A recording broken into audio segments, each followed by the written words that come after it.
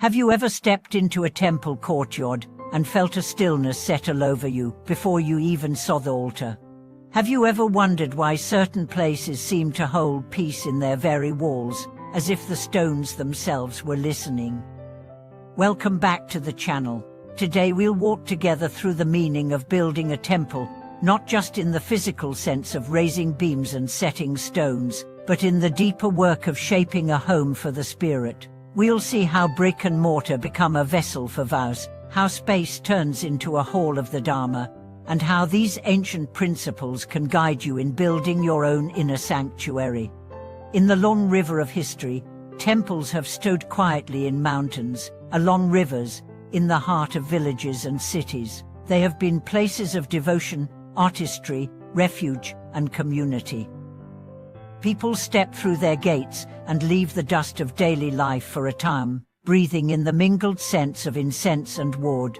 But the making of a temple is more than construction. It is a dialogue between earth, people, and purpose. The choice of site was once an art in itself. Builders sought mountains to embrace, waters to gather, not only for protection from storms but to channel vitality into the space. Springs would be opened or diverted into the grounds, so that the sound of water would weave through the bells and chants. The idea was that anyone entering could taste the Dharma's nectar through their senses, a constant reminder that even in the human world, there is refreshment for a weary heart. The laying of the foundation often began with ceremony. Offerings were made, life was released, scriptures were placed in the earth to seed the site with blessings. People from every walk of life joined in, from farmers to scholars to officials, each adding their intention to the work. These collective wishes became part of the unseen architecture, a foundation of shared devotion. As the structure rose, carpenters and masons shaped more than wood and stone. The beams were carved with lotus flowers, symbolizing purity unstained by the world. Dragons and phoenixes curled into corners to represent strength and harmony. The eight auspicious symbols told stories of the Dharma's virtues. Each chisel stroke was both craft and contemplation, the rhythm of the work itself a kind of mantra. When the halls were complete, statues and stupas were placed within. A Buddha image, cast from the finest metal and polished to a glow, embodied the indestructible wisdom of the awakened mind. Stupas held relics of past teachers, linking the present community to centuries of lineage. The air became heavy with incense, not as decoration, but as an offering, the rising smoke a visual prayer.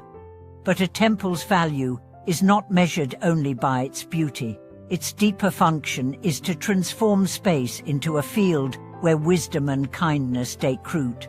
Monastics live there in discipline, chanting and studying day after day.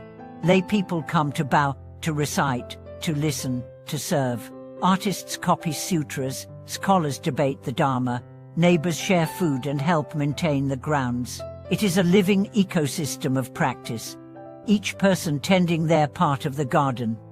When we think of building a temple in our own life, we can take these principles inward.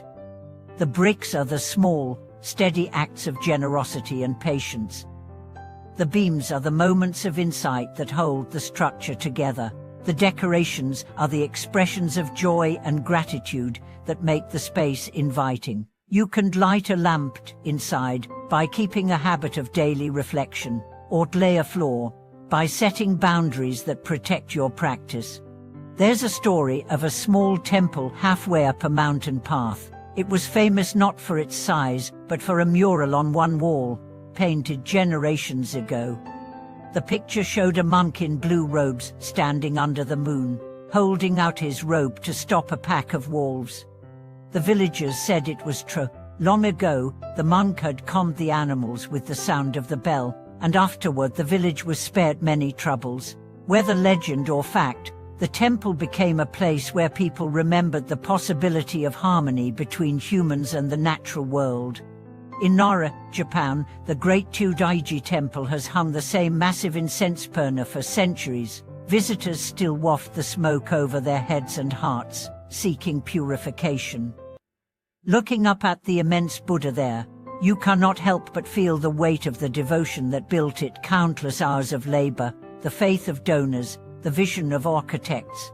It stands as proof that human hands and hearts can join to create something that endures beyond lifetimes. In Varanasi, India, temples line the Ganges River. At dawn, chants and bells mingle with the sound of water, the sky glowing above the ghats. The river carries ashes and flowers alike, a reminder of life's impermanence. The temples here are both places of mourning and celebration, of letting go and of holding on. All of this can be mirrored in our daily lives. You might choose your site by deciding where in your home to keep a small space for stillness. You might lay a foundation by starting the day with a vow or prayer.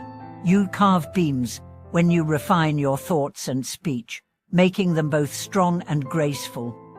You decorate with gestures of kindness. Over time, this becomes a sanctuary you carry with you. Remember that a temple, whether built of stone or of habit, is not meant to shut out the world. It is meant to train you to return to the world with more steadiness and generosity. The strength of the walls is there so that the doors can be opened without fear. If this perspective inspires you, look for one small way to add a brick to your inner temple today. Share your thoughts below so we can learn from your approach. Subscribe to the channel for more journeys into living spaces of wisdom, and if this conversation lit a spark for you, give it a like so others can find it. Thank you for watching this video.